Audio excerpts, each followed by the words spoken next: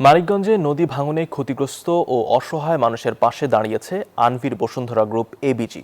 মানবিক সহায়তা কর্মসূচির আওতায় জেলার শিবালয়, ঘিওর ও দৌলতপুর উপজেলায় পর্যায়ক্রমে অন্তত ১২০০ পরিবারকে খাদ্য সামগ্রী দেওয়া হচ্ছে।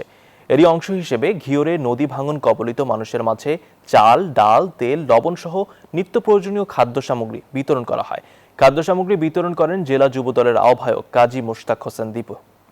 এ সময় উপস্থিত ছিলেন স্থানীয় বিএনপি নেতৃবৃন্দ। খাদ্য সামগ্রী পেয়ে এবিজি গ্রুপের প্রতি কৃতজ্ঞতা প্রকাশ করেন উপকারভোগীরা। এর আগে প্রাথমিক পর্যায়ে শিবালয়ের পাটুরিয়া ও সমেজঘর এলাকায় নদী ভাঙনে ক্ষতিগ্রস্ত ও দুস্থ পরিবারের মাঝে খাদ্য সামগ্রী বিতরণ করা হয়।